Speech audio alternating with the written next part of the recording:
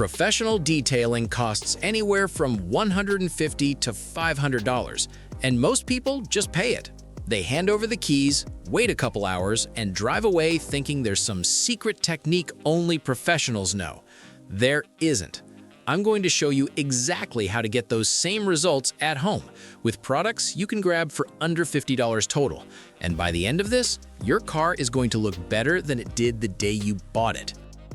Here's what separates a detailed car from a clean car. It's not one big thing.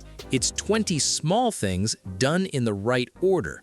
Sequence matters more than product. Technique matters more than equipment. And patience matters more than both. Most people wash their car wrong, dry it wrong, and then wonder why it still looks dull.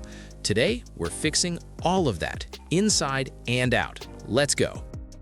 Step 1. Clear it out. Before a single drop of water touches your car, you need to strip it completely. Take everything out. Floor mats, trunk organizers, car seats, that collection of gas receipts you've been hoarding since 2019. All of it. You cannot properly clean around stuff. You clean what you can reach and ignore what you can't, and the result looks exactly like that. Pull your floor mats out and beat them against a wall or fence. You'll be shocked what falls out. Sand, crumbs, dirt that's been grinding into the fibers for months. Set them aside. They get cleaned separately. Now, take a dry vacuum and go through the entire interior. Every seat crevice, every cup holder, every inch of carpet. Get into the gap between the seat and the center console. That slot collects more debris than anywhere else in the car. Use a flathead screwdriver wrapped in a microfiber cloth to dig into tight vents and corners. Don't rush this step. A thorough vacuum is the foundation of everything that follows. Step 2. Interior surfaces. Now we work top to bottom.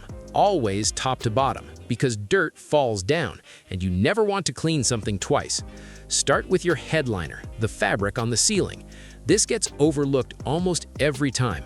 Use a lightly dampened microfiber cloth and gently blot any stains.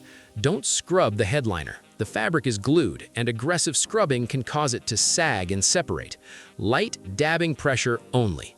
Move to your dashboard. Spray an all-purpose interior cleaner onto a microfiber cloth, never directly onto the dash. Spraying directly sends product into vents and gaps where it causes problems. Wipe down every surface, every button, every knob. Use a soft detailing brush to get into the textured plastic areas where a cloth can't reach.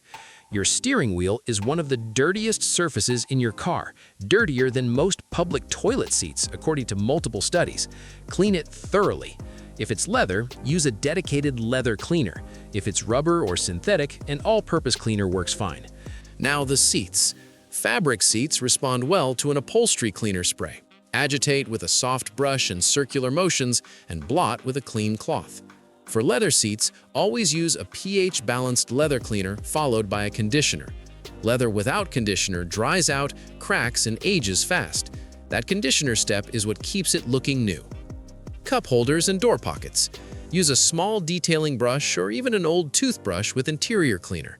These spots trap sticky residue and crumbs that a cloth will never fully remove.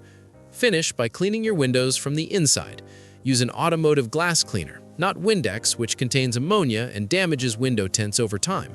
Wipe in overlapping strokes and finish with a dry microfiber to eliminate streaking. Step 3. Floor mats.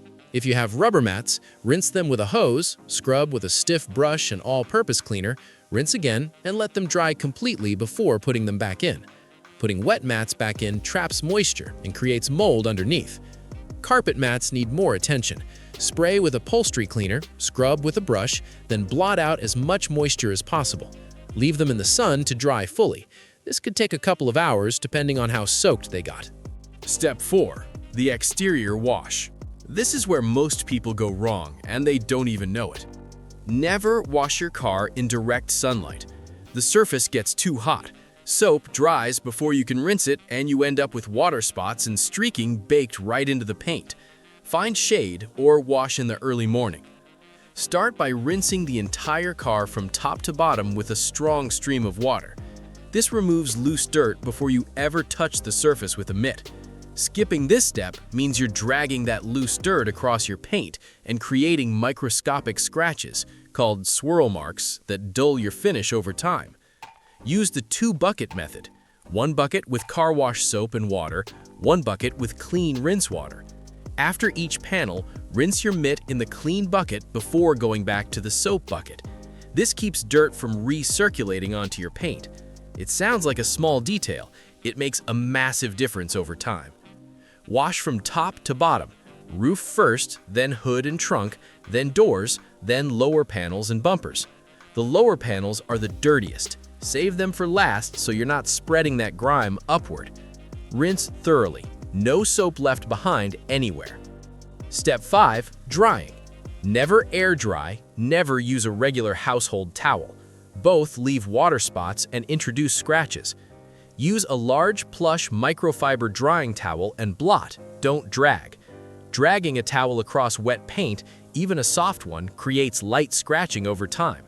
Blotting lifts the water off the surface without friction. Work panel by panel, moving quickly before water spots form. Pop open the doors and dry the door jambs, those edges that are always forgotten and always visible when the door is open. Step 6. Paint protection. This is the step that separates a clean car from a detailed car. A spray wax or paint sealant takes about 10 minutes to apply and gives your paint a layer of protection that repels water, blocks UV damage, and keeps that just-washed look for weeks instead of days. Spray it panel by panel onto a clean microfiber applicator pad, spread it evenly in circular motions, let it haze slightly, about 60 seconds, then buff it off with a clean microfiber towel. You will immediately see the difference. The paint looks deeper. Water beads up and rolls off. That glossy, mirror-like finish people pay professionals hundreds of dollars to achieve.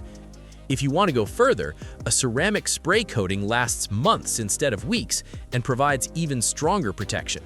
Still affordable, still something you can do in your driveway. Don't forget your tires. A tire shine product applied with a foam applicator makes the sidewalls look brand new and takes about 3 minutes total. Step 7. Final details. The final touches are what make people stop and ask if you just drove it off a lot. Clean your exterior windows with the same glass cleaner you used inside. Do it last so no overspray from other products contaminates them. Use a trim restorer on any black plastic trim that's faded to gray. This stuff is borderline miraculous. It brings dull, chalky plastic back to a rich, dark finish in one wipe. Clean your door jambs one more time with a damp cloth. These get dirty fast, and they're the first thing someone sees when they open your door. Step back and look at your car with fresh eyes. Check for any spots you missed, any streaks on the glass, any panels that need a second pass. A professional detailer always does a final walk-around. So should you. You just did what most people think requires a professional, specialized equipment and hundreds of dollars. The truth is, detailing is a skill. And like any skill, once you learn the right steps in the right order, it becomes second nature. First time might take you 3 hours. 6 months from now, you'll do it in 90 minutes and your car will look better than your neighbors who just paid $300 at a detail shop. Your car is a reflection of how you take care of things, and now you know exactly how to take care of it.